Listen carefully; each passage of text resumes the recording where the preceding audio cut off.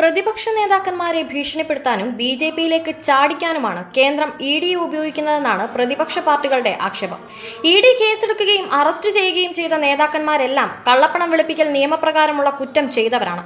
അതും നിയമവിരുദ്ധമായ നടപടികൾ ചെയ്യാതെ പൊതുപ്രവർത്തകരെ ഒരു ഏജൻസിക്കും കുരുക്കാനാകില്ല. അങ്ങനെയുള്ളവർക്കെതിരെയാണ് ഇ.ഡി കേസെടുത്തിട്ടുള്ളതും. അത്തരത്തിലൊന്നാണ് മുഖ്യന്റെ മകൾ വീണയുടെ മാസപ്പടി വിവാദവും. രമേശ് ചെന്നിത്തല, കുഞ്ഞാലിക്കുട്ടി, ഇബ്രാഹിം കുഞ്ഞ് അങ്ങനെ പല നേതാക്കളുടെ പേരും മാസപ്പടി പട്ടികയിലുണ്ട്. മാത്രമല്ല, കേരളത്തിൽ കമ്പനി നടത്തിക്കൊണ്ടു പോകണമെങ്കിൽ രാഷ്ട്രീയക്കാർക്ക് കോഴ കൊടുക്കണമെന്ന് CMRL ഇ.ഡിയെ അറിയിച്ചിട്ടുണ്ട്. ആ സ്ഥിതിക്ക് സമഗ്രമായി ആ രീതിയിൽ ഒരു അന്വേഷണം ഉണ്ടാവാനും സാധ്യതയുണ്ട്. എങ്കിൽ പല നേതാക്കളുടെയും രാഷ്ട്രീയ ഭാവി ചോദ്യചിഹ്നമാകും.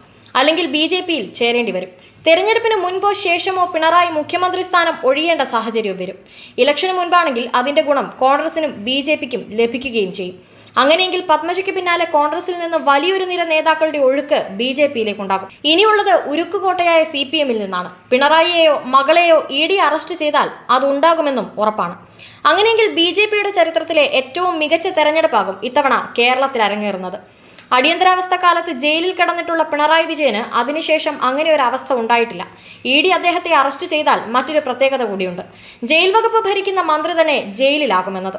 ഡൽഹി മുഖ്യമന്ത്രി അരവിന്ദ് കെജ്രിവാളിനെ പോലെ പിണറായിക്ക് സ്ഥാനമൊഴിയാതെ ജയിലിൽ പോകാൻ കഴിയില്ലെന്നാണ് പൊതുവെയുള്ള വിലയിരുത്തൽ. കാരണം CPM ഒരിക്കലും അത് അനുവദിക്കില്ല.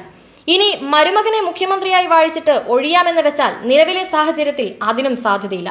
അതുകൊണ്ട് ഇ.ഡിയുടെ വരവ് ഇടതുമുന്നണിയെക്കാളും CPM-നേക്കാളും ഭയക്കേണ്ടത് പിണറായി വിജയനും കുടുംബവുമാണ്. മാസപ്പടി കേസിൽ CBI അന്വേഷണം ആവശ്യപ്പെട്ട് ഷോൺ ജോർജ് കോടതിയെ സമീപിച്ചിട്ടുണ്ട്. അതുകൂടെ സംഭവിച്ചാൽ കാരണഭൂതനും മറ്റു ചില UDF നേതാക്കൾക്കും പൂജപ്പുര സെൻട്രൽ ജയിലിൽ സ്ഥിരമായി പായും തലയിണയും ഒരുക്കുന്നതായിരിക്കും നല്ലത്. ഇ.ഡിയുടെ വരവ് കേരള രാഷ്ട്രീയത്തിൽ വലിയ ചലനങ്ങൾ കൊണ്ടുവരാനുള്ള സാധ്യതയുണ്ട്.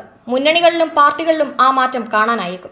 ബി.ജെ.പിക്കുള്ളിലും പ്രശ്നങ്ങളുണ്ടാകും. പണ്ട് മുതലേ പാർട്ടിക്കൊപ്പം നിൽക്കുന്ന CKP പത്മനാഭനെ പോലുള്ള നേതാക്കൾ തങ്ങളുടെ അതൃപ്തി വെളിപ്പെടുത്തി കഴിഞ്ഞു.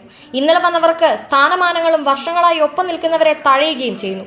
നാളെ എന്ത് സംഭവിക്കുമെന്ന് പ്രവചിക്കാൻ കഴിയാത്ത സാഹചര്യമാണുള്ളത്. ഇതെല്ലാം മുൻകൂട്ടി കണ്ടുകൊണ്ടാണ് കേരളത്തിൽ ബി.ജെ.പിക്ക് 2 സീറ്റ് ലഭിക്കുമെന്ന് പ്രധാനമന്ത്രി നരേന്ദ്രമോദി പ്രവചിച്ചത്.